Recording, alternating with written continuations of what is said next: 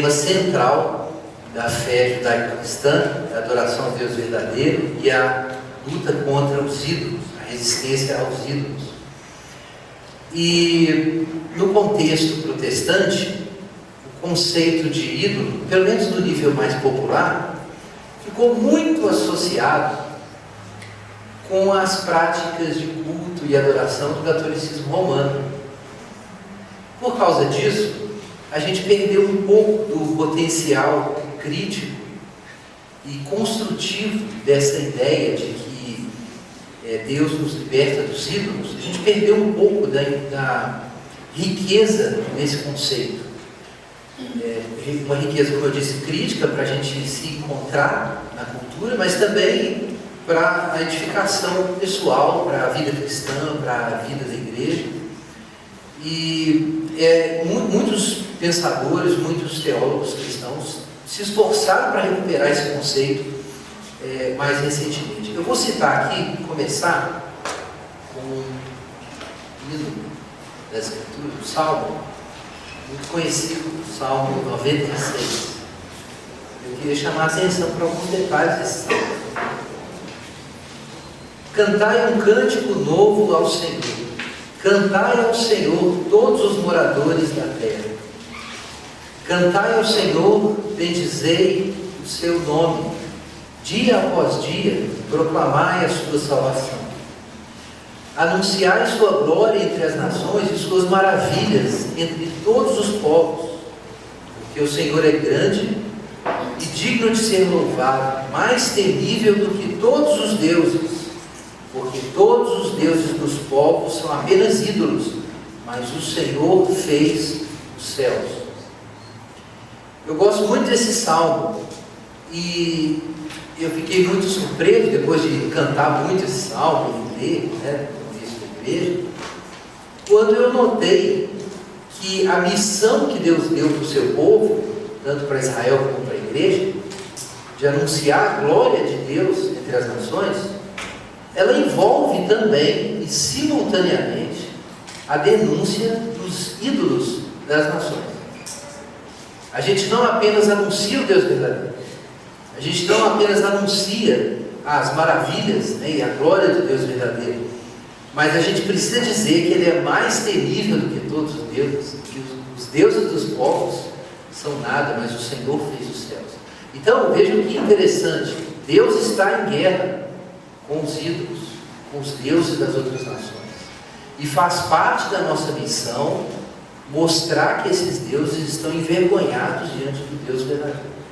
Então esse é o elemento polêmico, conflitivo da missão cristã, e é muito importante para a gente compreender. Quando nós falamos de apologética, estava conversando agora há pouco com o Jonathan sobre esse tema. A gente sabe que há várias abordagens da apologética. E quando a gente pensa em apologia, a gente pensa em defesa. O que vem à mente é a defesa da fé cristã, os argumentos para defender a existência de Deus, a historicidade dos evangelhos, a realidade da ressurreição, a possibilidade de milagres e por aí vai. É uma forma de fazer apologética. Mas existe um outro modo de fazer apologética, que não é apenas apresentando argumentos em favor da fé cristã. Esse outro modo é mostrando a falsidade dos ídolos. Isso é muito importante para nós, mostrar que os outros deuses são falsos. É uma obrigação, faz parte da nossa missão. Na verdade, se você ler o Êxodo, você vai descobrir que todo o ato de Deus de libertar o povo do Egito foi simultaneamente uma grande humilhação dos deuses do Egito. Aquelas pragas todas que foram lançadas estavam todas relacionadas com deuses do Egito que foram sendo sistematicamente envergonhados, humilhados, até o ponto em que o povo foi liberto. Agora, a grande questão é que a escravidão de Israel no Egito estava ligada a esses falsos deuses. Eles eram um sistema ou fundamentavam um sistema que realizava a exploração. isso tem uma implicação não apenas para a questão da defesa da fé, quando a gente está evangelizando, pregando, ou até mesmo educando jovens no contexto da igreja, mas isso tem a ver com a nossa responsabilidade social. Há alguns meses eu escrevi a respeito disso no meu blog, e em alguns contextos da igreja evangélica hoje, se fala muito sobre justiça social, sobre a importância da igreja e do cristão lutarem por uma sociedade justa, sem exploração, sem opressão. Mas é importante ter em mente que a justiça pública, a gente pode dizer, e o cuidado com o fraco, nunca eram concebidos nas Escrituras como conceitos seculares, por assim dizer, neutros, separados do que a gente pensa sobre Deus e sobre a realidade de Deus.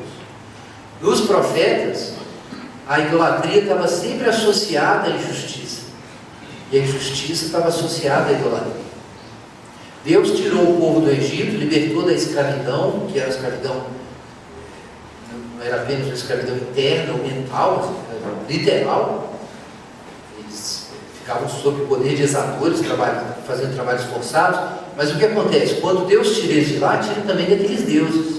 E Deus se apresenta como Deus que tira do Egito. Depois a gente vai falar sobre isso em Êxodo 20. Mas nos profetas a gente encontra a mesma ideia. E a nossa missão de defender a justiça no mundo, de anunciar a justiça de Deus no mundo, fica incompleta se o nosso discurso sobre justiça é um discurso secularizado, em que a gente não traça e não demonstra as conexões que há entre a injustiça em vários níveis da sociedade moderna com os ídolos do homem moderno. Então a gente não pode só realizar uma missão horizontalizada de defesa da justiça sem mostrar essa conexão, como se o homem pudesse se reformar e resolver os problemas de injustiça e opressão e continuar ignorando Deus, como se ele não fosse necessário, como se a gente pudesse ter qualquer outro tipo de crença no lugar de Deus. Então, nos profetas, a injustiça está associada com a idolatria, e o culto ao Deus verdadeiro com a justiça. Então, quando existe injustiça, os profetas apontam a idolatria. Quando o povo está adorando a Deus, mas tem injustiça, então os profetas dizem: Deus não está aceitando esse culto, porque as coisas têm que estar conectadas.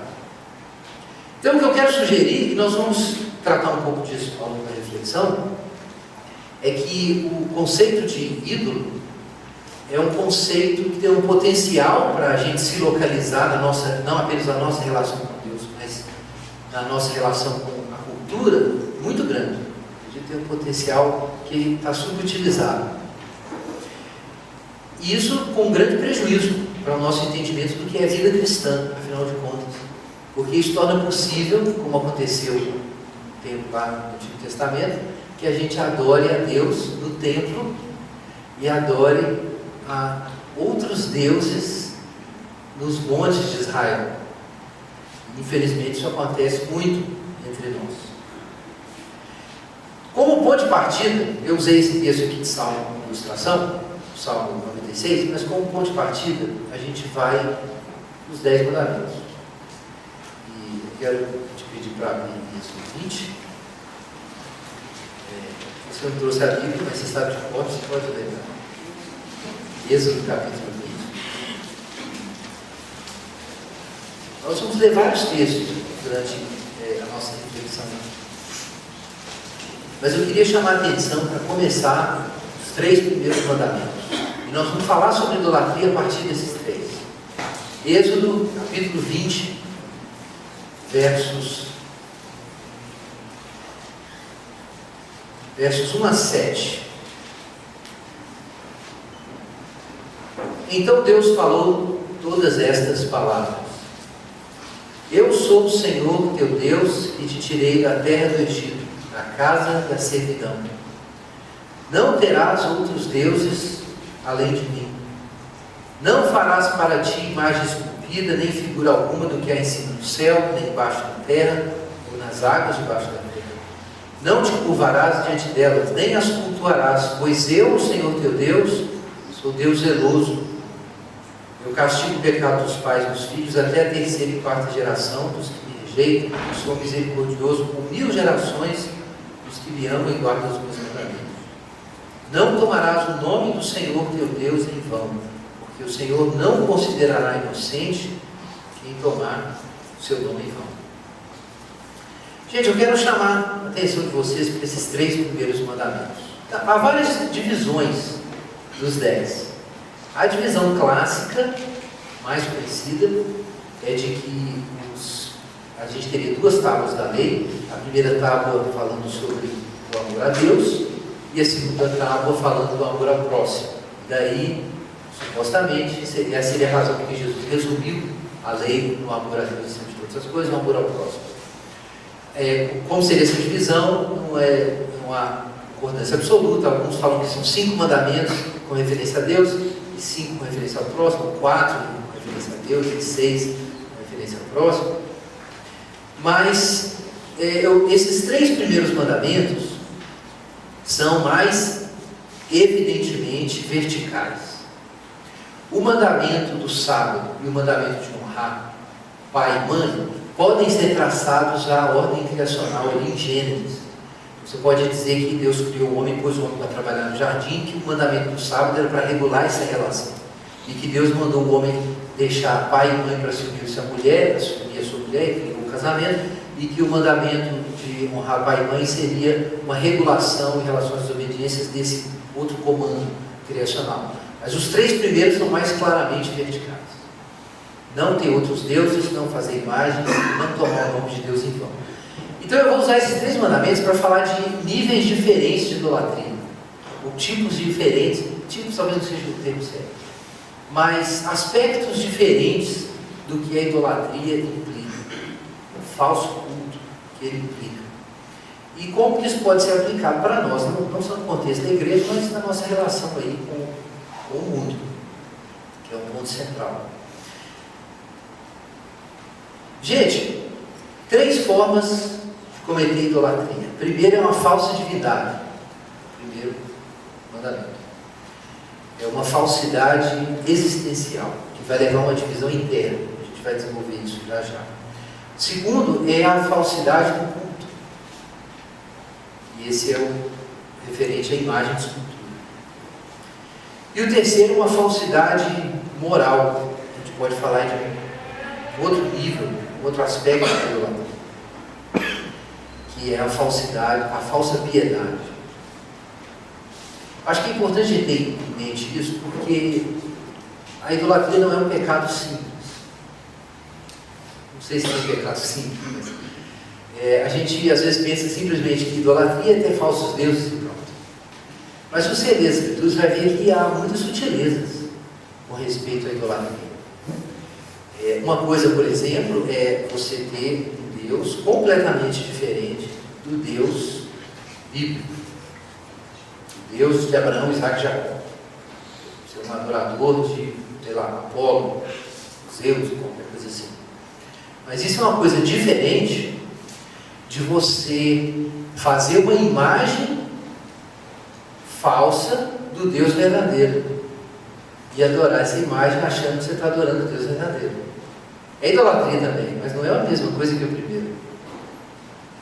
Existe uma outra forma de idolatria também, que é quando a gente tem toda a prática religiosa, a gente é monoteísta, supostamente adora o Deus verdadeiro, mas na verdade a gente continua adorando os nossos próprios esforços, que é o caso, por exemplo, dos fariseus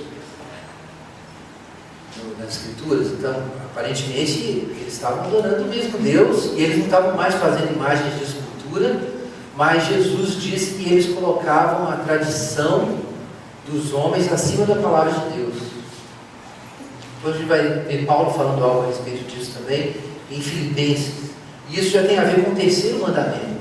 É uma forma ímpia de adorar a Deus, que também envolve uma conexão com um coração idólatra, também envolve um coração idólatra.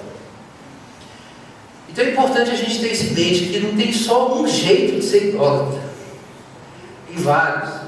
Então no Antigo Testamento você tem a idolatria referente ao culto de outros deuses, mas você vai ver Jesus tratar o dinheiro e o culto ao dinheiro como idolatria. Paulo também faz a mesma coisa, Mamon. O sujeito que ajoelha diante de uma imagem, ele realmente acha que existe um poder divinal representado ali, que vai sobrenaturalmente responder orações. Aí o sujeito que adora o dinheiro não pensa que o dinheiro é sobrenatural, que ele é transcendente, que está no céu, nem nada disso. Ainda assim, Jesus trata isso como ídolo. Então a idolatria há várias formas de cometer. Isso já devia acender uma luz no nosso painel. Se a gente vê nas Escrituras que é uma coisa tão complexa, um pecado tão espalhado assim, a gente precisa ficar de olho para ver se a gente não está cometendo idolatria. Mas vamos começar pelo primeiro mandamento: não terás outros deuses diante de mim. Então esse é o mais fácil de entender. Não é para a gente ter outro Deus que não seja o Deus de Abraão, de Isaac e de Jacó. Na verdade, nos 10 mandamentos, o primeiro mandamento, antes desse primeiro mandamento, a gente tem um prólogo, né? Provavelmente você viu aí na sua Bíblia. O que é que nós temos imediatamente antes do mandamento? Antes dessa afirmação, não terás outros deuses diante de mim. O que nós temos aqui? Uma apresentação. Eu sou, uma apresentação. Eu sou o Senhor teu Deus, que te tirei da terra do Egito, da casa da servidão. Aí depois se diz, não terás outros deuses. Bom, aí a gente entende o que o versículo significa. Que outros que a gente não pode ter? Outros que não sejam esse que nos tirou da terra do Egito, da casa da servidão. Essa é a conexão. Quando Deus se manifestou para Moisés primeiro, e Moisés disse, em nome de quem eu vou? Você é quem, afinal de contas? Como eu te localizo no sistema das divindades? Aí Deus falou assim, eu não sou nada disso que você conhece. Eu sou o que serei. Eu sou como você está vendo e vocês continuarão vendo. Eu sou o que eu sou em relação a vocês. E depois que Deus se manifesta e tira o povo do Egito, agora Deus coloca um conteúdo na sua autodefinição. Eu sou, antes ele disse o que para Abraão, para Moisés? Eu sou o que sou. Mas o que é que Deus diz agora? Eu sou o Senhor teu Deus que te tirou da terra do Egito, da casa da servidão. Agora a gente tem um conteúdo. De onde vem o conteúdo de quem Deus é? Dos seus atos de revelação. A gente não sabe quem Deus é por antecedência. Deus não se encaixa em uma lista prévia que a gente tenha para saber como que Deus pode ser. Deus pode ser X ou Y ou Z. A gente não sabe. A gente só sabe quem Deus é na medida em que Ele se mostra, na medida em que se revela. Por isso Ele era o Deus de Abraão, Isaac e Jacó. E agora Ele é o Deus que tirou o povo do Egito. E assim o conteúdo de quem Deus é aparece na medida em que Ele vem, na medida em que Ele se manifesta. Por isso a gente precisa da palavra de Deus para nos ensinar sobre quem Deus é. Então, nesse ato de Deus de se revelar, o povo ganhou um conteúdo. O povo sabe agora quem Deus é. E Deus é aquele que tira do Egito. Deus é aquele que combate os ídolos falsos dos homens e que traz para os homens a liberdade verdadeira. E esse é o Deus verdadeiro. O Deus verdadeiro, ao contrário dos ídolos, não se presta a manter o homem escravo. Ele não existe para isso. Ele é um Deus que cumpre as promessas que Ele fez e que arranca o povo da escravidão. Deus é um salvador. Deus, você não vai achar Ele por meio de reflexão filosófica, por meio de uma busca mística, sendo bonzinho. Você não vai encontrar assim. Deus que te encontra. Você não vai chegar lá, só se Ele chegar a você. O povo só conheceu a Deus mesmo quando Ele foi lá e tirou o povo, do Egito. Então, todo esse conteúdo vai se revelando. É exatamente o que a gente tem depois em Jesus Cristo.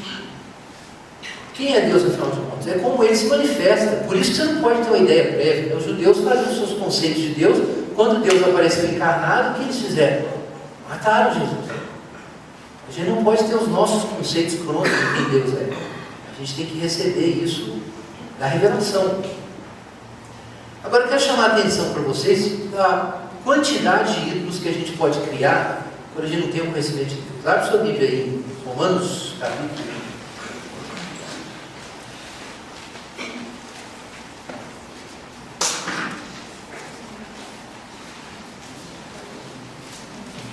Romanos 1,18 é um texto fundamental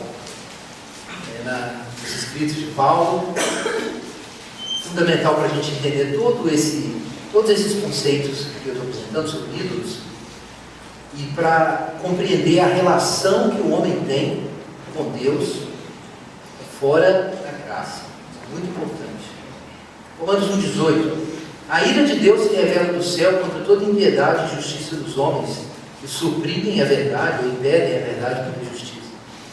Porque o que de Deus se pode conhecer é manifesto entre eles, porque Deus lhes manifestou.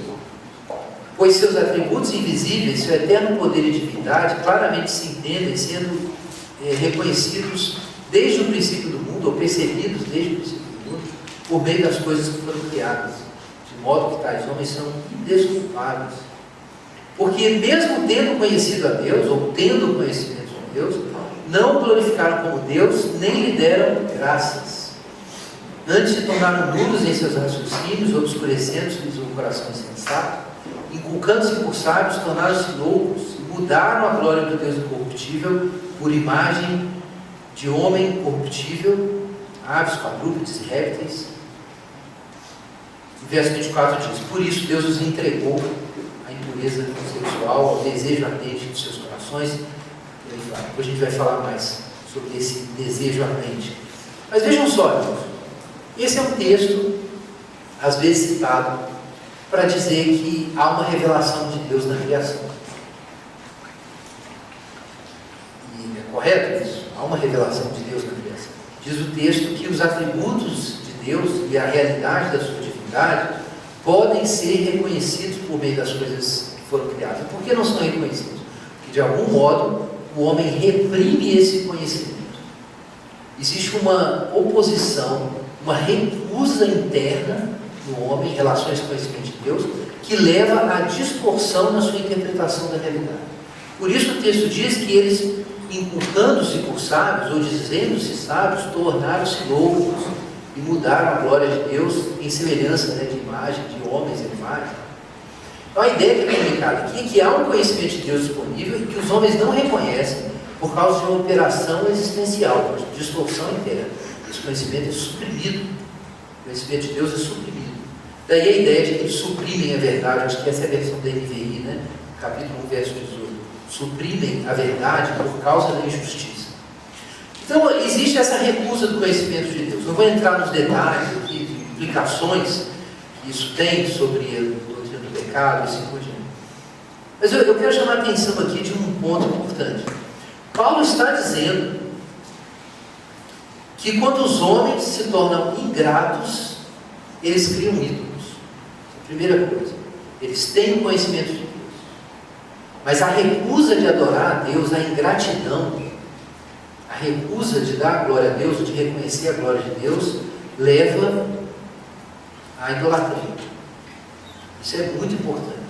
De algum modo, gente, o pecado original, na visão de Paulo, está relacionado à ingratidão. Tendo o conhecimento de Deus, não o glorificaram como Deus, nem lhe deram graças.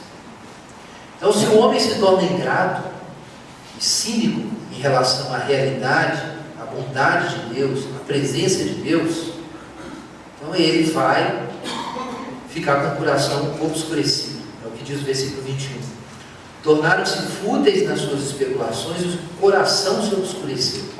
Então a ingratidão em relação a Deus vai distorcer sua percepção da realidade. E você vai começar a acreditar de fato que Deus não está lá.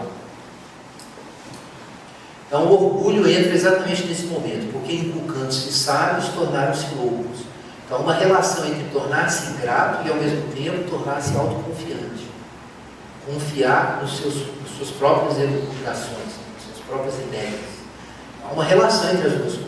Se torna ingrato, você não reconhece mais a bondade de Deus, mas ao mesmo tempo você se torna orgulhoso e acha que você vai encontrar a divindade por sua conta, o que você pode apontar com sua própria sabedoria o que é divino e o que não é, o que é superior e o que não é. E aí existe essa operação de substituir a glória de Deus, a imagem da glória de Deus, por imagens corruptíveis. Tem um negócio interessante que o Tim Keller fala, um livro aí que é muito recomendado sobre isso, Deuses Falsos, acho que é Thomas Nelson, né? Thomas Nelson, um livro fundamental sobre esse assunto. Mas tem um comentário muito legal dele. Não é exatamente sobre esse texto, mas esse texto ajuda a gente a perceber a questão. É que qualquer coisa pode ser um ídolo. Qualquer coisa pode virar um ídolo. Qualquer coisa boa, particularmente, pode se tornar um ídolo. Por quê, afinal de contas? Não é difícil perceber isso aqui a partir de Romanos 1. O texto diz que os atributos invisíveis de Deus, tanto o seu eterno poder como a sua divindade, vejam só, claramente se entendem, sendo percebidos desde o princípio do mundo por meio das coisas que foram criadas. E o que Paulo diz antes de falar sobre idolatria? É que algo da glória divina aparece em toda a criação. Então esse é o problema. Quer dizer, não é um problema, mas para o coração incrédulo isso não é um problema. A glória de Deus está revelada nas coisas que foram criadas. Uma outra forma da gente dizer isso é que existe beleza, bondade, alegria, significado, verdade na criação inteira. Agora, no momento em que o homem se recusa a dar glória a Deus, que é a fonte de todas as coisas, então a beleza de Deus que se mostra na criação se torna para ele essa pedra de tropeço. Porque aquilo que ele devia ver como um sinal da luz divina se torna para ele a própria divindade. Então ele vai escolher alguma coisa criada e vai tratar isso como divino. Agora veja que situação. É um equilíbrio muito delicado. Você pode se tornar ingrato porque você não reconhece a glória de Deus nas coisas criadas. Mas você pode também se tornar idólatra se você confunde Deus com as coisas criadas. O jeito certo de ver o mundo é como um grande vitral. Não sei quem já foi numa igreja que tenha vitrais coloridos, é muito bonito. Quando você vê de manhã ou no fim da tarde, a luz passando pelo vitral e ficando tudo colorido, aquele espaço quase etéreo, assim. É muito bonito. O jeito certo de ver o mundo é esse. Paulo está dizendo. Se não houvesse pecado, o mundo ia parecer um vitral para a gente. A gente olhar o mundo e ia ver a luz divina passando. A gente não ia confundir o vitral com a divindade. A gente ia saber que tem um sol atrás do mundo, da vida. É uma grande tolice você não reconhecer que essa luz vem do sol e achar que ela vem do vitral. E aí você escolhe o vitral vermelho, o outro escolhe o vitral azul. E aí você tem uma guerra de deuses.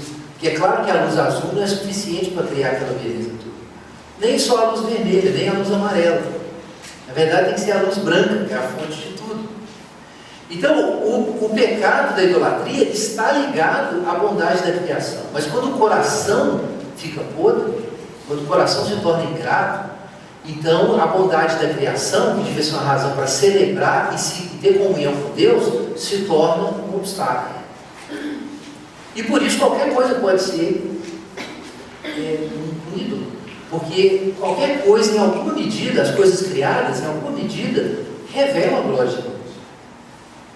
Cada coisa criada, de algum modo, mostra a sabedoria de Deus, a beleza de Deus e assim por diante.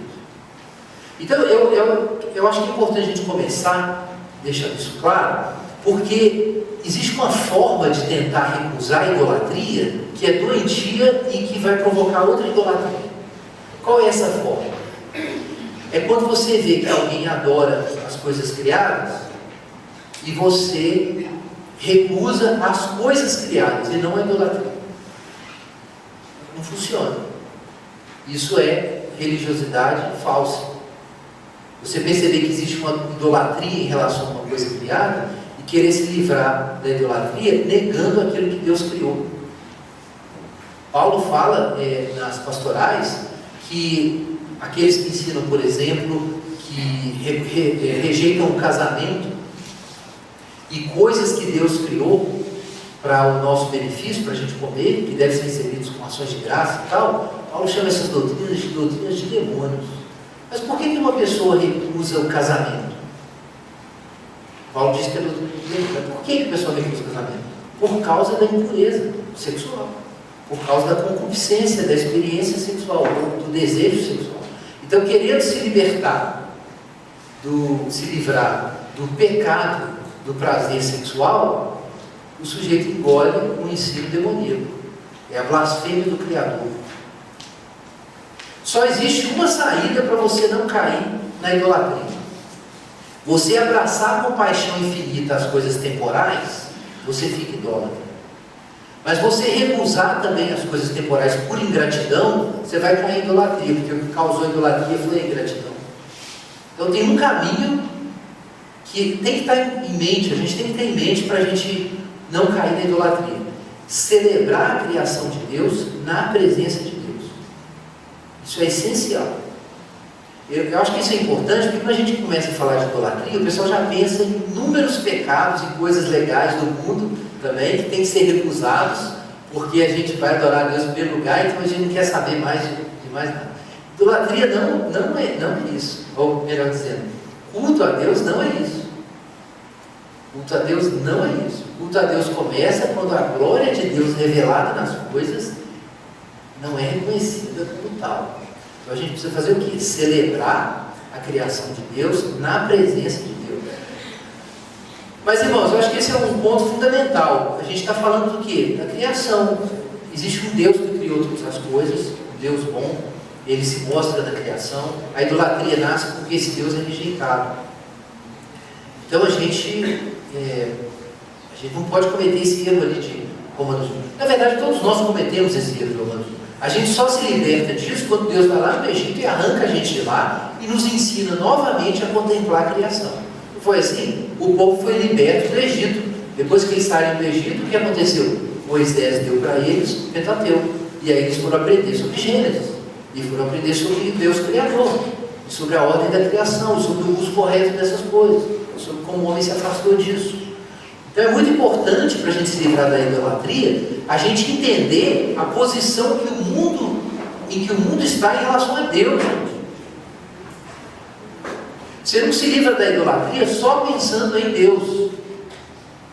Porque a idolatria é causada por uma confusão na relação com o mundo, e não apenas na relação com Deus. Então, para você se livrar da idolatria, você tem que localizar o seu universo em relação a Deus. O que as coisas do meu universo têm a ver com Deus? Qual é a posição delas em relação a Ele? É necessário fazer isso. Porque a idolatria é uma confusão entre a posição de Deus e a posição das coisas. Então é necessário que a gente tenha uma visão das coisas. E uma visão sadia das coisas. Uma visão que rejeita o pecado, mas não rejeita as coisas. Esse é o ponto. Isso é tão importante, irmãos, que no contexto evangélico, que é onde eu cresci, muitas vezes a idolatria entra por isso.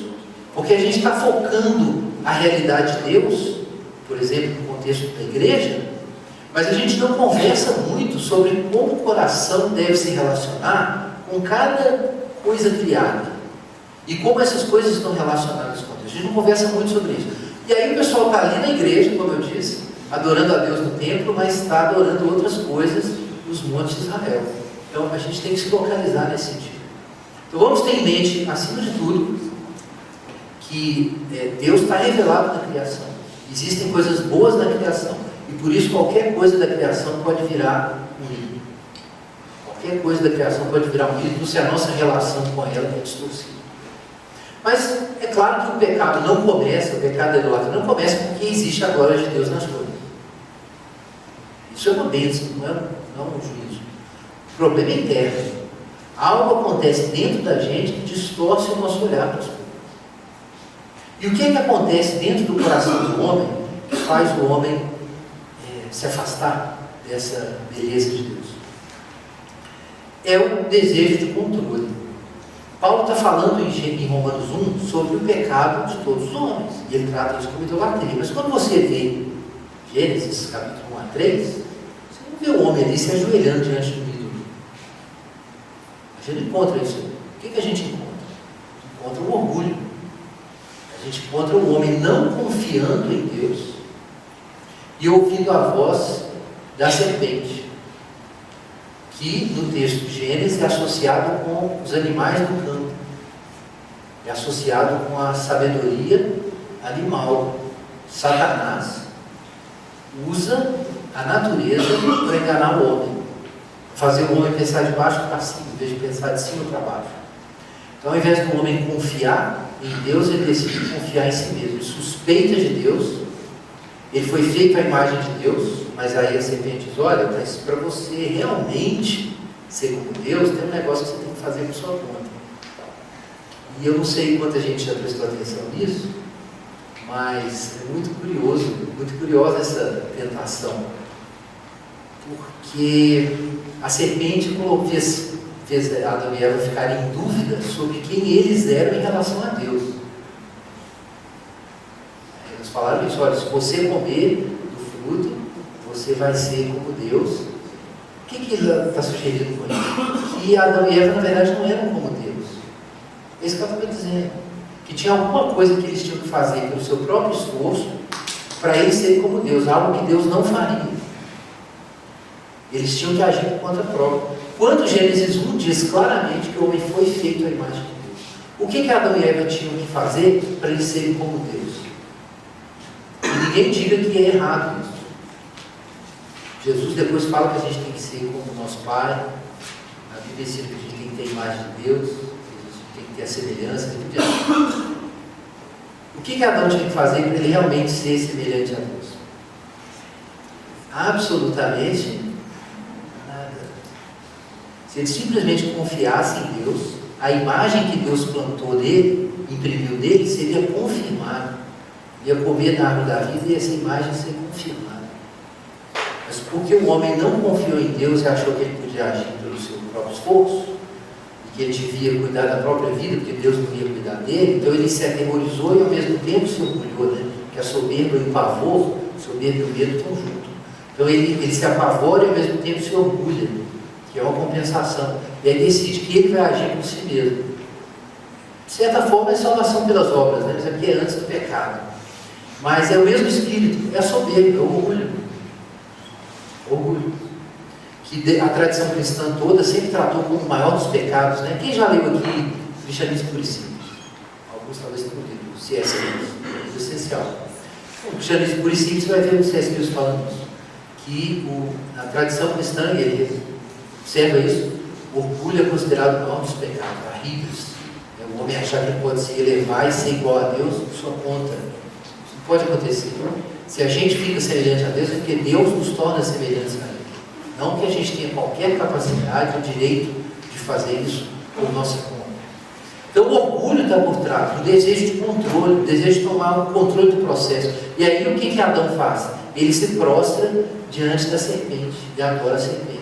É isso depois que Satanás vai pedir para Jesus, quando Jesus está sendo tentado. Qual é o objetivo final de todas aquelas tentações? Primeiro, colocar Jesus em dúvida sobre quem ele é. Se tu és filho de Deus, faça isso, faça aquilo. Mas no final, o que ele quer? Tudo isso te darei se prostrado me adorares. Então, existe por trás do ídolo, tem uma trama. Quando tem um ato de idolatria acontecendo, o que você vê? Um sujeito se ajoelhando diante de uma imagem. Mas o que tem por trás disso? Um coração orgulhoso que quer controlar o seu destino e Satanás por trás do ídolo. Isso é o que está por trás das cortinas, é o que está acontecendo. É o orgulho enganando o homem e Satanás usando o orgulho para levar o homem para o buraco. Agora, o que você vê de fora é esse ato de comer do fruto, de ajoelhar diante da imagem e assim por diante. Então o ídolo realmente é um mascaramento. Mas por trás existe idolatria. 1 Coríntios, capítulo 10, você vai encontrar Paulo dizendo isso, que o ídolo não é nada. Mas aquele que sacrifica para o ídolo, sacrifica para quem? Quem você lembra de 1 Coríntios 10? Demônios. Exatamente. O ídolo não é nada nesse mundo, mas aqueles que sacrificam ídolos, sacrificam para os demônios. Quem come da mesa dos ídolos, está comendo com os demônios. Aí Paulo fala, eu não quero que vocês participem com os demônios. Paulo está falando sobre idolatria, né? E a ceia do Senhor. Então ele diz, olha, se você está tomando a ceia com o Senhor, a ceia do Senhor, comendo pão, bebendo vinho, você está em comunhão com Ele.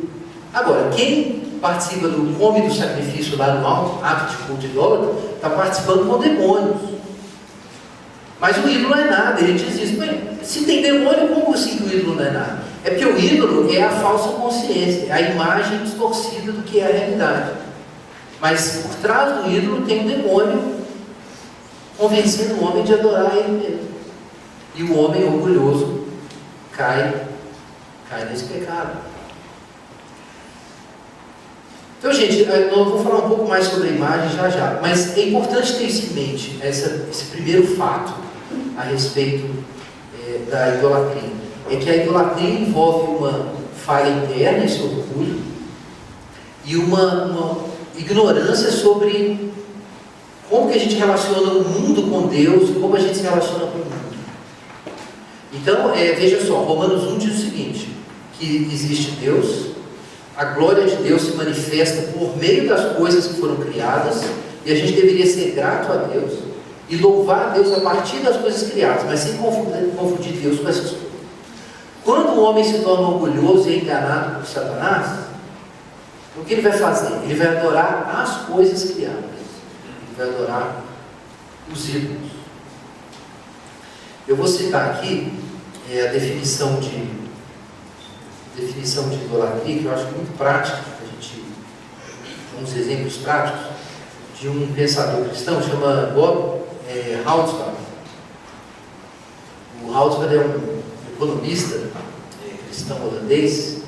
A gente está vendo se consegue, que alguns livros dele saem em português, mas eu conheci ele pessoalmente, e ele influenciou muita gente nessa discussão sobre a natureza da idolatria. Você vai encontrar, por exemplo, mais recentemente o livro do David Koyzis, talvez alguns conheçam aqui, Visões e Ilusões Políticas, a editora Vida Nova lançou no ano passado. Ele foi muito influenciado por Houtveld, Keller também teve influência, vários autores que escrevem sobre idolatria foram influenciados pelo Houtveld. Mas ele diz uma coisa muito interessante aqui sobre a idolatria. Ele relaciona a idolatria com ideologias. Ele diz o seguinte: uma ideologia se levanta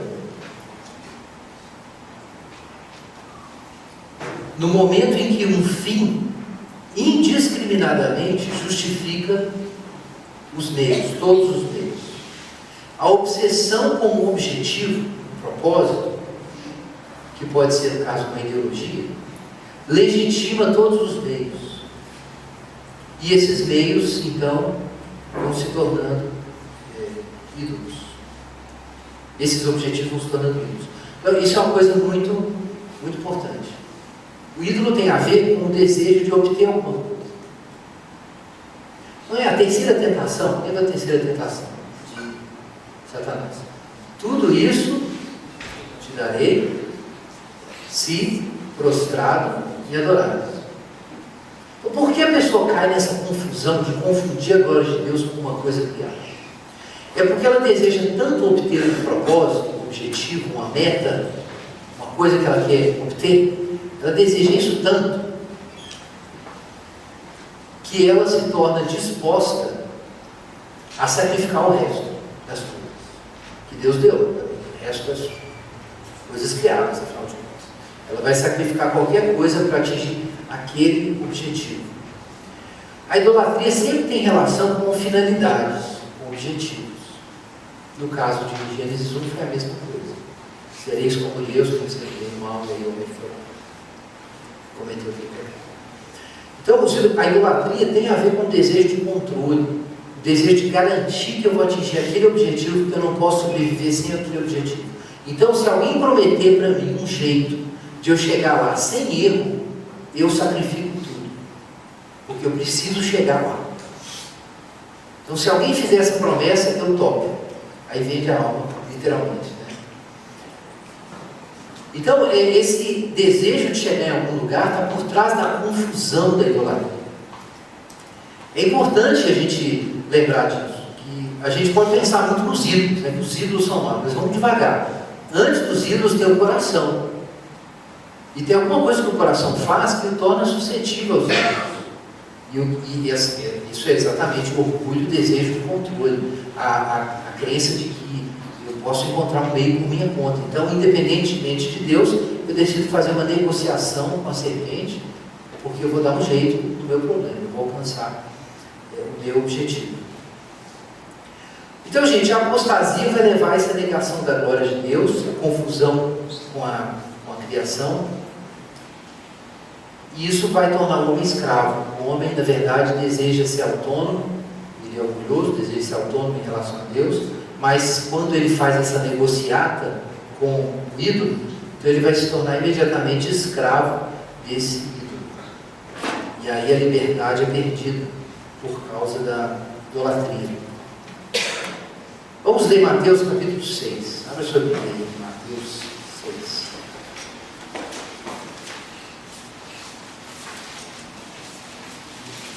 Verso 22.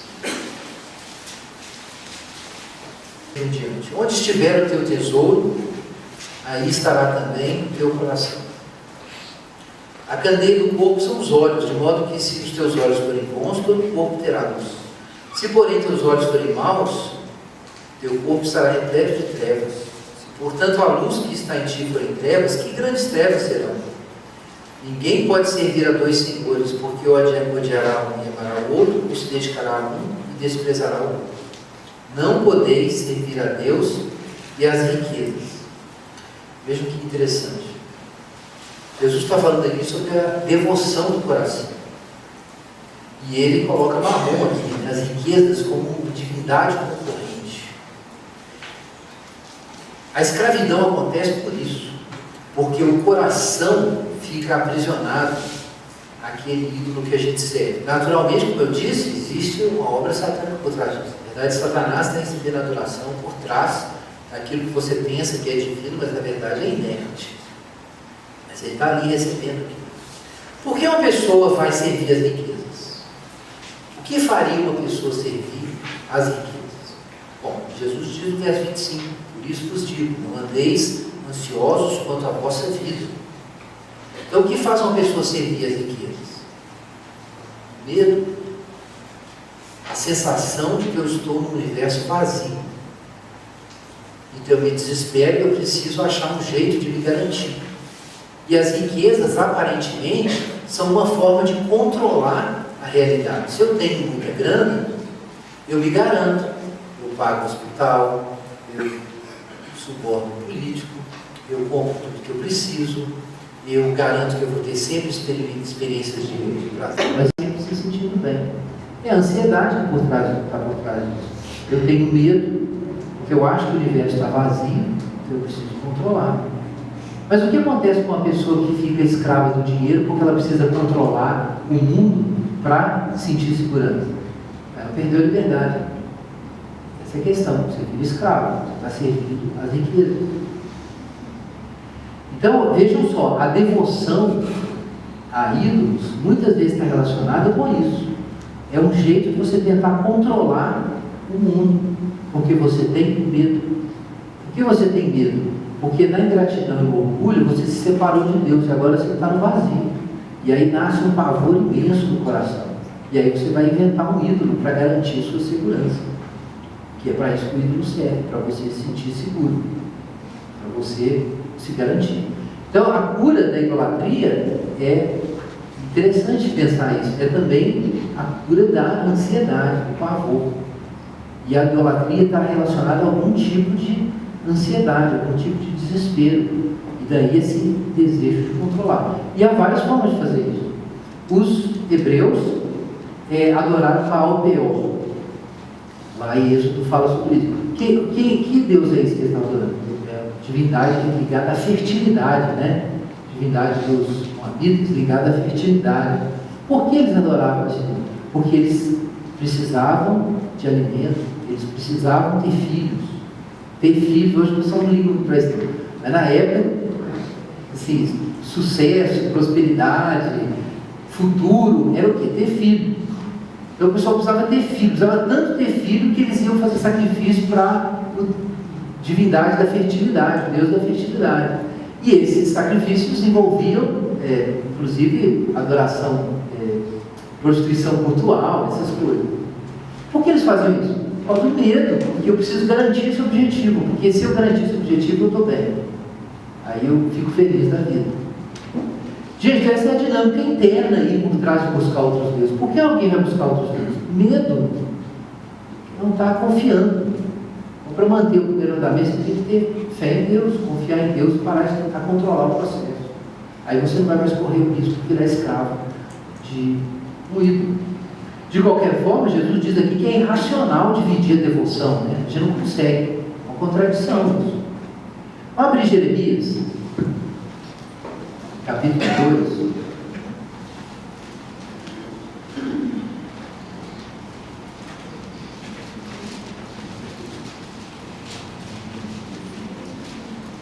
verso 9 em diante.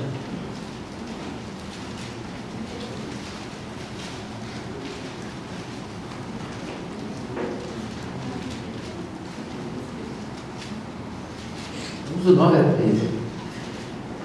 Jeremias 2, 9 a 13. Portanto, de novo trarei acusações contra vós, diz o Senhor. E trarei acusações até mesmo contra vossos netos. Ide às ilhas de Quitim, vede, enviai emissários a Quedar e atentai ver. Vede se jamais sucedeu coisa semelhante.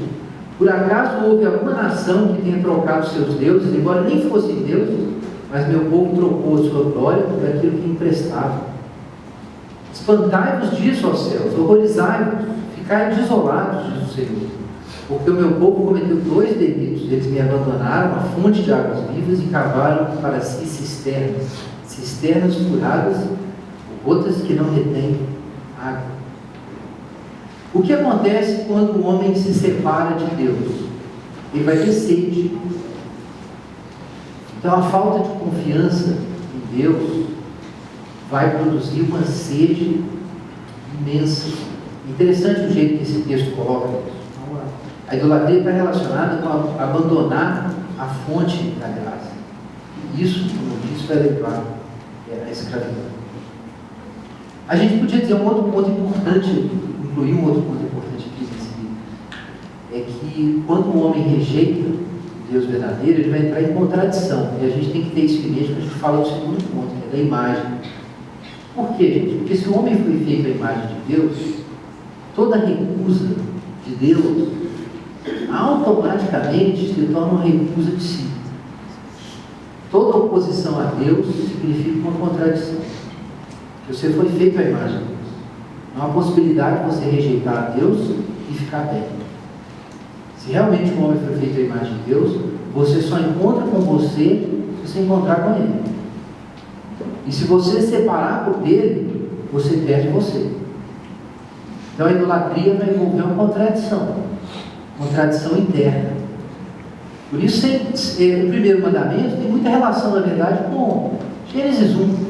Criou, pois, Deus o homem à sua imagem, a imagem de Deus criou, quer dizer, a primeira coisa que a gente tem em Gênesis é Deus criando e o homem criado como representante dele. Então, se o Deus verdadeiro é rejeitado, então o homem vai entrar numa contradição. Em Romanos 1, a gente acabou de ler, é o que acontece. O homem rejeita o conhecimento de Deus, é o que o texto fala. Deus nos entregou às concupiscências ou às paixões do seu próprio coração. O que acontece quando você rompe com Deus? Você experimenta um estranhamento e uma contradição interna.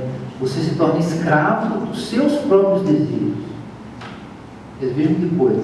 Existe algo dentro de você que passa a trabalhar contra você. Isso está diretamente relacionado com a sede. Então, a marca do ídolo é que ele produz uma sede que não tem solução. É uma distorção, leva uma distorção do desejo. E Romanos capítulo 1 fala a respeito disso. O que podem ser falsos deuses nesse sentido, divindades falsas? Eu vou citar aqui uma lista. Esse livro eu espero que seja traduzido, mas outros autores falam a respeito disso. Esse aqui ídolos nossos, o outro chama ídolos para a destruição. Mas eu recomendo muito o livro do Keller, Deuses Falsos, para ter alguns exemplos. 3 tipos de deuses falsos. Pode ter. Alguns são deuses pessoais. Deuses pessoais são pontos de segurança que você escolhe, terrenos temporais, mas que, digamos assim, não tem grandes dimensões. Eles são coisas próximas, são ídolos da casa. É como aqueles deuses do lar que os romanos tinham. Havia os deuses do panteão, que eram os deuses da cidade. Júpiter, por exemplo, deus da cidade. Marte, deus da cidade. Mas havia os deuses da casa, que eram chamados lares. Daí que vem o lar, né? Lar, esse lar. Eram os lares. Eles ficavam na porta da casa, ficavam num altarzinho dentro da casa. Havia esses deuses. Isso não é tão diferente hoje em dia. A segurança pessoal muitas vezes é buscada em algum ponto de referência próximo, muito próximo. Deuses pessoais podem ser uma pessoa, pode ser um relacionamento, pode ser um projeto pessoal, de carreira, pode ser bens também. Mamon é um exemplo, né? Que a gente acabou de ver ali, no Evangelho de Mateus. Mas além disso, há os deuses da cidade. Deuses da cidade representam as grandes forças que organizam a vida social. Então, pode ser o capital, que aí não é o meu dinheiro, né? O capital no sentido de um sistema econômico. Você acha que o reino de Deus, por assim dizer, a salvação, a felicidade vem dali. Então, pode ser o capital, pode ser o Estado, pode ser o bem-estar social, pode ser a tecnologia. Então, esses são os deuses da cidade. É muito comum que as pessoas tenham os seus deuses, o seu altar pessoal em casa, que é o Deus que você adora, próximo, que é aquilo que é o ponto de felicidade, a busca de felicidade espiritual, mas existe também os deuses da cidade, que são as grandes ideologias que a gente acredita que são o melhor caminho para a justiça e para a felicidade, independentemente do reino de Deus. E além disso, há os deuses intelectuais, que é um fenômeno mais moderno. São os deuses da filosofia, da ciência, da academia. É ideologia mesmo, né? Pode ser o cientificismo, por exemplo, no caso de naturalistas, pode ser o racionalismo, pode ser o estoicismo, dentro da tradição das ciências humanas, já falei sobre isso em outra ocasião. Pode ser até mesmo uma teologia. Pode ser qualquer coisa. Lembre-se do que o Keller disse, que qualquer coisa boa pode ser unida. Não há nada que o homem não corrompa. Qualquer coisa boa pode ser unida. Até mesmo uma teologia, até mesmo a igreja pode se tornar unida. Alguma vez perguntaram, e Deus pode se tornar unido? Deus não. De Deus é Deus, afinal de contas. Deus não pode se tornar unido. Mas um conceito falso de Deus pode. E aí isso nos leva para o segundo mandamento. Não farás para ti imagem de escultura. O que é imagem? Aí nós não estamos falando de deuses falsos, necessariamente. Também. Mas aqui se apresenta uma outra possibilidade. Além de representações de deuses falsos, representações falsas de Deus. É um outro tipo de idolatria que pode ser cometido. Claro, ídolos são coisas que os homens inventam, né? Isaías fala muito sobre isso. Ídolos são obras das mãos dos homens, coisas que a gente mesmo faz. Religiões inventadas, né? Como está lá em Habacuque, capítulo 2, é uma religião que a gente inventa. Mas vamos ler um texto que eu acho seminal para a gente entender isso, é Êxodo 38, é o caso do bezerro de ouro. O caso do bezerro de ouro, irmãos, é um caso que ficou tão fundo na consciência dos hebreus, que um autor recente escreveu, você se torna aqui na Dora, Bailey, né? O primeiro nome dele. Mas é um livro que a Vida Nova lançou, muito bom, é um estudo bíblico, na verdade. Não desenvolve as implicações existenciais e culturais da idolatria, não, mas faz um estudo bíblico. E ele mostra nessa análise bíblica que a experiência do bezerro de ouro é tomada como ilustração básica do que significa idolatria por todo o Antigo Testamento. De várias formas ela é referida pelos profetas, aparece nos Salmos, até no Novo Testamento. Êxodo 32.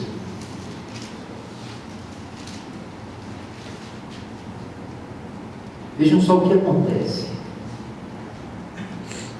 Vendo que Moisés demorava para descer do monte, Moisés estava lá, né? Conversando com Deus, ele estava. Vendo que Moisés demorava para descer do monte, o povo juntou-se em volta de Arão e disse: levanta-te e faz para nós um Deus que vá à nossa frente, porque não sabemos o que aconteceu com esse Moisés, o homem que nos tirou da terra do Egito. E Arão lhes disse: tirai os brincos de ouro das orelhas de vossas mulheres, vossos filhos e filhas, trazei-os aqui. Então o povo tirou, levou. Verso 4: ele os recebeu de suas mãos e deu forma ao ouro com um cinzel, fazendo dele um bezerro de fundição. Então eles exclamaram: ó Israel, aí está o teu Deus que te tirou da terra do Egito. Vendo isso, Arão edificou um altar diante do bezerro e proclamou: amanhã haverá festa ao Senhor. No dia seguinte se levantaram cedo e ofereceram holocaustos, ofertas pacíficas. O povo levantou-se para comer e beber e para se divertir. Então o Senhor disse a Moisés: vai e desce, porque o teu povo que tiraste da terra do Egito se corrompeu, depressa se desviou do caminho que eu ordenei, fizeram para si um bezerro de fundição, adoraram-no, ofereceram-lhe sacrifício e disseram: aí está o Israel, teu Deus, que te tirou da terra do Egito. Enfim, e aí Deus fala: agora eu vou acabar com eles. E Moisés faz a intercessão e livra o povo pela sua intercessão. Mas o que nós temos aqui? Esse fenômeno se repete depois. Jeroboão foi um rei que desviou Israel por causa disso. Ele fez representações de Deus usando todos a representar o bezerro. E a gente sabe, pela pesquisa arqueológica, que o próprio Deus de Israel era representado com imagens de bezerros, com imagens de Baal, e era confundido com Baal em muitos momentos da história. E veja só o que o Arão diz aqui. Ele faz o bezerro de ouro e diz que é uma festa para o Senhor. O Arão, gente, o sacerdote, ele faz uma festa para o Senhor e diz que é um bezerro, e que foi esse Deus que tirou eles do Egito. Agora, por que é que eles fizeram isso? Porque Moisés demorou a descer do monte. Isso também é muito significativo. Na ausência de um mediador, Moisés não estava por ali, na ausência de um mediador, o povo criou o seu próprio mediador. Pediu para fazer uma imagem.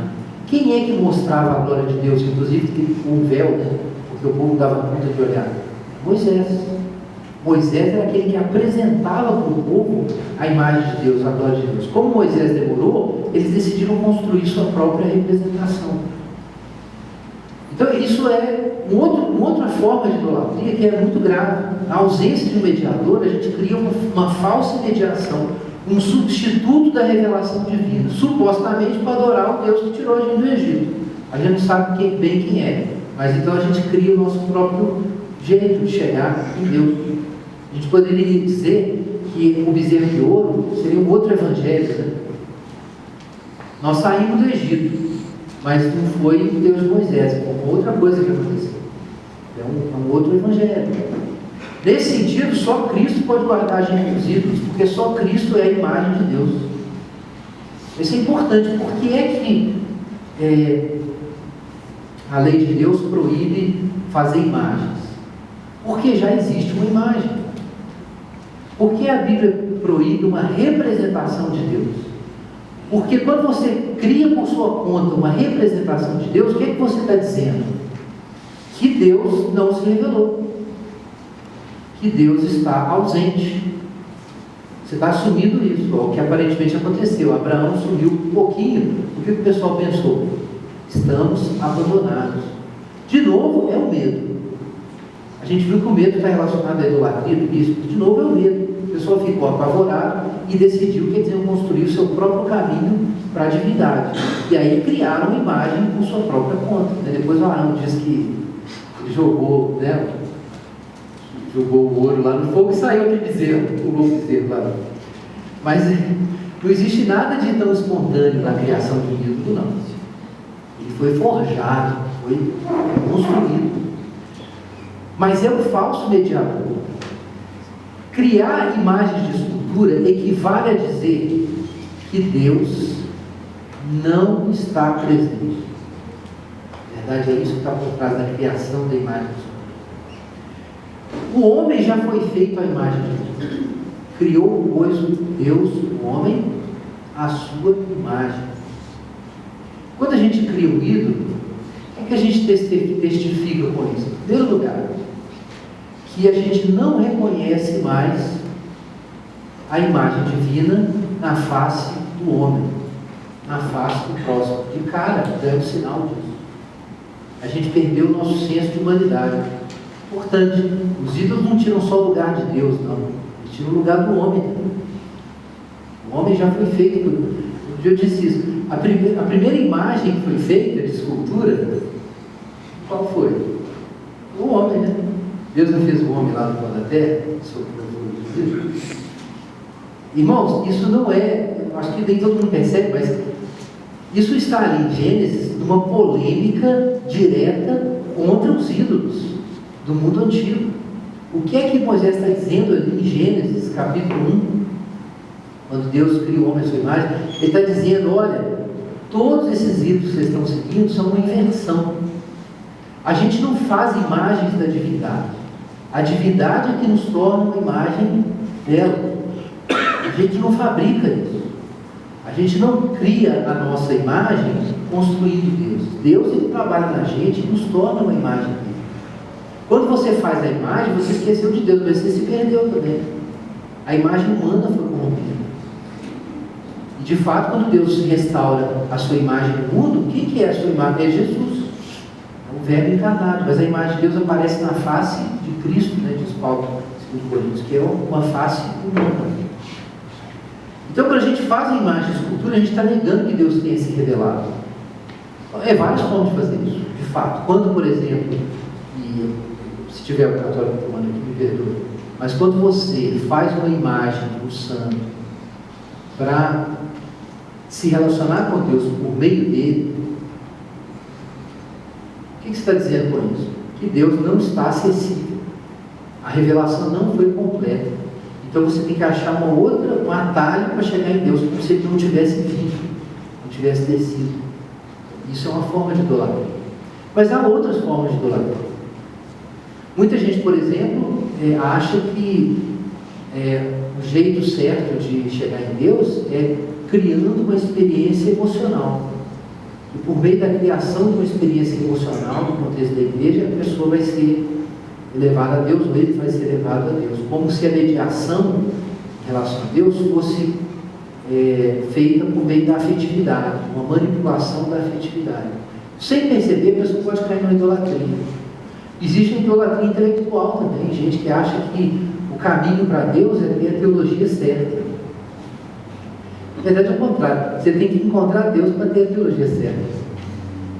Acho que seria mais bíblico isso. Na medida que você anda com Deus, aí você pode construir uma explicação que faz sentido das coisas. Mas você achar que o resultado de um projeto intelectual vai te colocar diante de Deus, então você está confiando nas suas obras, confiando no que você fez. Como se Deus não tivesse tornado completamente presente e disponível por meio da pessoa de Jesus. Então, isso foi uma falha do catolicismo. O que é o problema do catolicismo romano?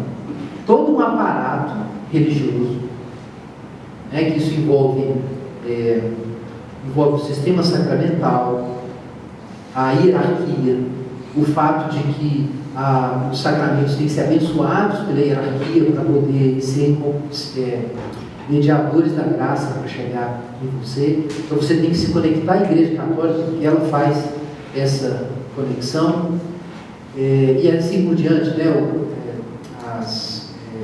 havia aquele sistema de indulgência, não se trata só disso, se trata dos méritos que o povo de Deus ganhou, que estão reservados e que são comunicados para a gente, na medida que a gente recebe isso da igreja, porque a igreja dispensa isso para nós. Então, qual era o problema do catolicismo na época da Reforma? É que entre o fiel e Deus tinha um sistema que supostamente fazia a conexão. O que é isso? Isso é o bezerro de ouro. A gente não está vendo Moisés, então a gente decide que vai criar uma fonte de benefícios, um canal da divindade por nossa própria conta. Agora, há outras formas de fazer isso. Como eu disse, a doutrina da confissão de fé. Então você tem que tomar posse, repetir. Acho que todo mundo aqui já deve ter tomado posse de cabeça ou da vida. Pelo menos tentar. Então você que leu aí Confissão Positiva do Dom Você, talvez alguém tenha lido coisas do gênero. Eu li várias e li e apliquei. Faz muito tempo, mas aconteceu. Então, é uma forma de idolatria, É a fé na fé. Existe uma técnica religiosa, um conjunto de procedimentos místicos para a gente tomar posse do poder divino que o próprio Deus dispensou para nós, reservou para nós, mas que se a gente não tomar posse e não usar, e tem um jeito de usar isso, você tem que aprender, tem ritos, tem um jeito de falar, né? E tem a batalha espiritual e aquela coisa toda, então é todo um sistema de rituais religiosos para destravar o poder divino e canalizar para você alcançar os seus objetivos. E se você não faz isso, Deus não pode fazer nada. Não existe providência de Deus, graça, presença de Deus, nada disso. O que é isso? Bezerro de ouro. Bezerro de ouro. Bezerro de ouro é uma representação, uma mediação, um jeito de fazer você sentir que Deus está presente, mas que você inventou. Ao invés de você crer que o verbo se fez carne e o Espírito foi derramado, que Deus está presente, porque a palavra de Deus fala, pronto, você tem um método seu para fazer a conexão. É idolatria. Então o crente pode ser idólatra também? Pode. Ele pode confiar na confissão positiva, ele pode confiar no período de louvor, ele pode confiar na teologia, ele pode confiar naquele pastor que ora, porque ele faz a conexão com Deus, que ele profetiza e assim, né? Bom, eu sou da Convenção Nacional, tá? Deixa eu explicar aqui. Você vê que é outra denominação, né? Mas, enfim, eu acredito que existem alguns desses dons espirituais em minha opinação, não sei qual é a doutrina da comunidade, mas talvez até por isso, pelos lugares que eu frequentei, cansei de ver isso. Pessoas que não se relacionam com Deus, elas se relacionam com outros mediadores, com coisas que foram feitas. E às vezes o pastor Arão fica tão desesperado com o povo que ele vai lá e joga o ouro no fogo e sai um bezerro. Mais ou menos como aconteceu mesmo. Então tá, de repente você não tem um Deus totalmente falso, você tem um Deus meio falso. Você está querendo adorar o Deus que te tirou do Egito, mas a imagem que você forma dele é emprestada de outra divindade. Então você adora o Deus que tirou do Egito usando a imagem de Baal e funde as duas coisas. O problema é quando você inventa um jeito de chegar em Deus, é que quando você inventa esse jeito, você confunde a imagem de Deus verdadeiro com uma representação da sua cabeça. E aí o culto fica falso. Isso torna o culto falso. Então você pode cometer idolatria por rejeitar completamente o Deus bíblico, mas também pode cometer idolatria representando o Deus verdadeiro de forma falsa e misturando a religião do Êxodo com a religião de Canaã, fundindo as duas imagens. É um Deus que é meio Yahvé e meio Baal, como Jeroboão fez, colocou aquelas imagens de bezerros e falou que aquilo é Yahvé, confundiu tudo. E isso é idolatria de cristão, né? Idolatria de quem está no povo de Deus. Então o que a gente tem que fazer para se livrar disso? Tem que esperar Moisés, né? Moisés não é o representante de Deus na situação. Qual é o jeito de você não criar sua representação de Deus por sua conta? É você ter sempre diante de você a face de Jesus, como diz o 2 Coríntios, que a gente vai contemplando a face dele e vai sendo transformado de glória em glória na mesma imagem. Então o que te livra da idolatria nesse aspecto? É você reconhecer que Cristo está presente no Espírito e que a face dele pode ser contemplada agora. Qual é o jeito que Paulo usa para falar disso? A outra doutrina de Deus para falar disso? Graça. A graça de Deus não é justamente o que diz que os seus esforços para chegar em Deus foram reprovados e de qualquer modo são desnecessários, que Deus já veio. A raiz da idolatria não é o orgulho. E o que arrasa com o orgulho humano? A graça. Que a graça mostra que o seu esforço é inútil e também desnecessário, porque Deus está presente. Então é interessante imaginar que para cumprir o mandamento, para você não ser idólatra, você precisa do Evangelho, né? Também tem jeito de você adorar o Deus verdadeiro sem o Evangelho. O Evangelho vai te impedir de adorar os deuses falsos. E o terceiro mandamento, o que significa tomar o nome de Deus em vão? Já está caminhando para o fim. O que é tomar o nome de Deus em vão? Não é falar assim, né? O carro quase bate, o sujeito passa na sua frente e você toma um susto no volante e fala, ai meu Deus, e pronto, falou o nome de Deus em vão. Não é isso. Tomar o nome de Deus em vão tem um sentido mais denso.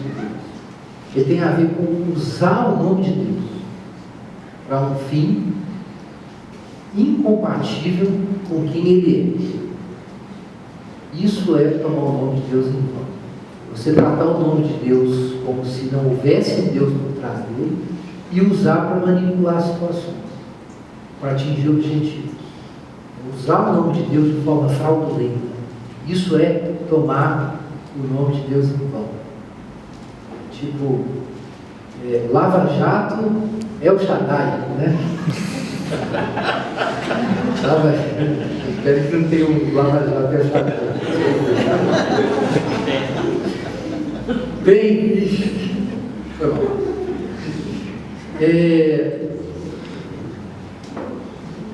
Bom, talvez esse seja um caso menos sério, mas acontece muito disso. O nome de Deus ser usado para subter alguma coisa. Esse caso nem seria grave, ou talvez não muito, mas tem alguns que são. Tem casos mais prosaicos, do tipo o sujeito que faz uma pose de crente e decora aquelas expressões religiosas de Paulo, né? Paulo tem umas expressões que parecem meio floreadas, assim, do amor, a misericórdia, a graça, a paz do Senhor, o nosso Santo. E aí o sujeito junta tudo isso para ganhar as meninas da igreja. Então isso é uma forma, assim, você usar a linguagem religiosa para chegar numa outra coisa.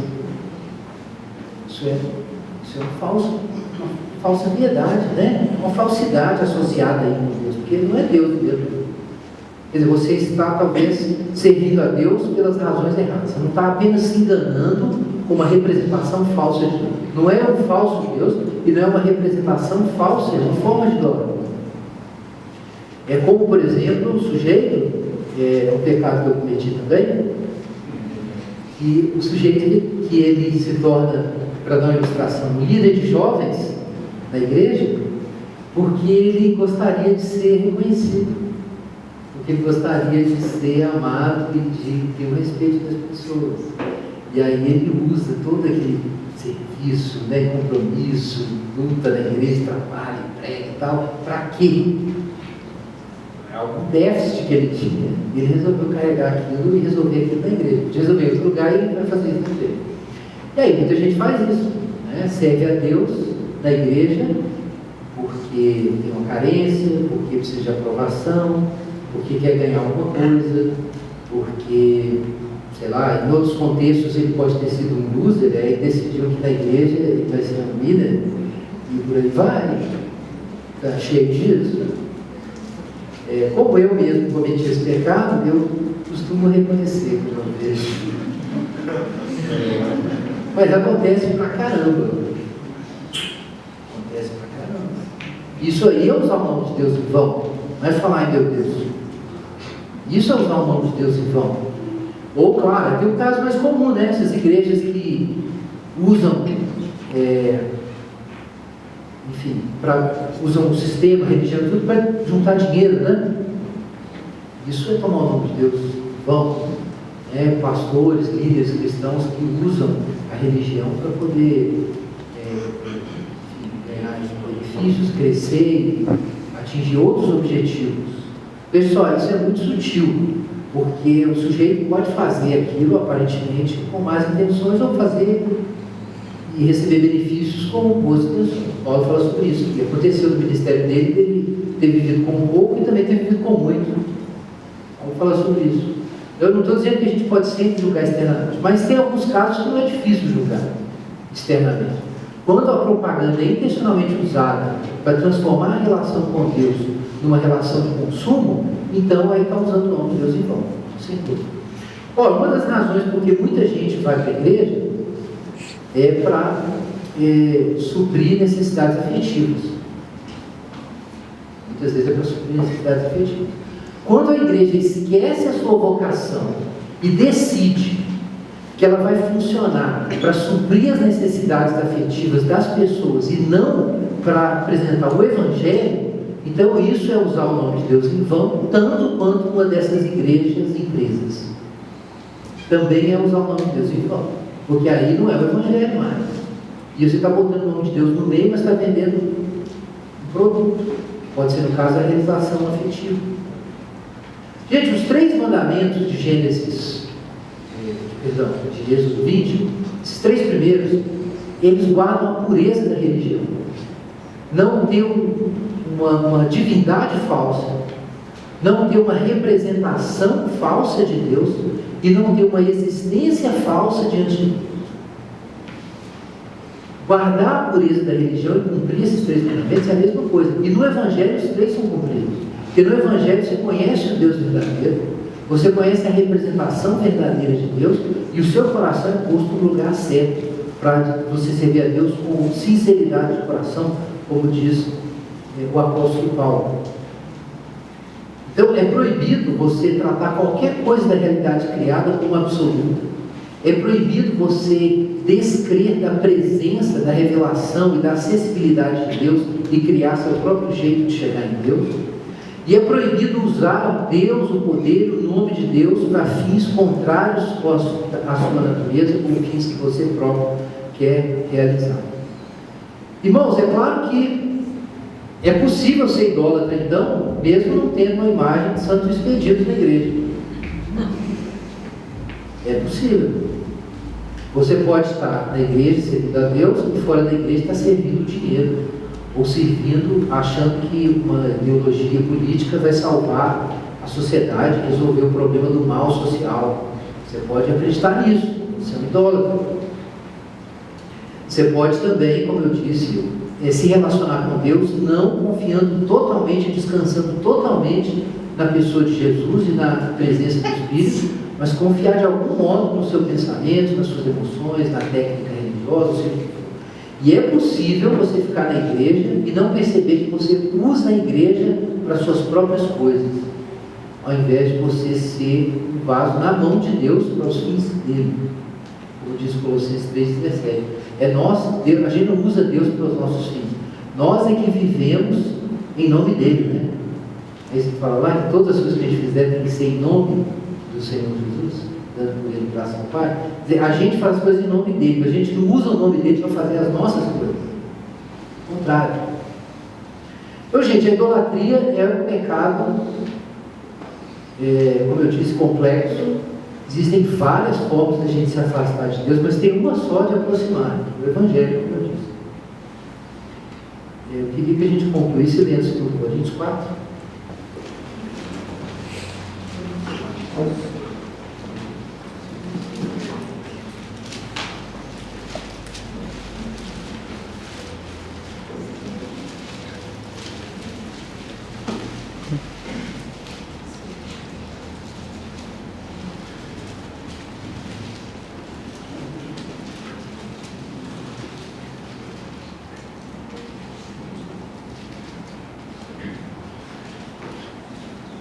Coríntios 4, versos 3 a 6. Se o nosso Evangelho está encoberto, é para os que estão perecendo que está encoberto, entre os quais o Deus desse século cegou a mente dos incrédulos, para que não vejam a luz do Evangelho da glória de Cristo, o qual é a imagem de Deus. Pois não pregamos a nós mesmos, mas a Jesus Cristo, o Senhor, e a nós mesmos como vossos servos por causa de Jesus. Porque Deus, que disse das trevas brilhará a luz, foi Ele mesmo que brilhou em nosso coração para a iluminação do conhecimento da glória de Deus na face de Cristo. Gente, a única proteção para a idolatria, como eu disse antes, é a contemplação da imagem de Jesus. Contemplando a imagem de Jesus, a gente vê o Deus verdadeiro, a gente tem a mediação verdadeira e a gente tem o centro verdadeiro para a nossa vida. A gente não cometer não violar nem o primeiro, nem o segundo, nem o terceiro mandamento. Como diz a tradição reformada, o que faz o Evangelho, a lei ser cumprida, é o Evangelho. O que faz também esses 3 mandamentos serem cumpridos na nossa vida é o Evangelho. Mas a gente precisa descobrir o que o Evangelho significa na nossa vida usando a lei. Então o convite é esse. É claro que todo mundo aqui segue Jesus. Mas aqui tem um desafio. Cheque se o seu seguimento de Jesus é autêntico, conferindo se, seguindo a Jesus, você está cumprindo a lei. Porque quando a gente segue Jesus, a lei é cumprida na nossa vida pelo Espírito. Isso significa que a gente vai cumprir esses 3 mandamentos. E aí o nosso culto é verdadeiro. Vamos orar.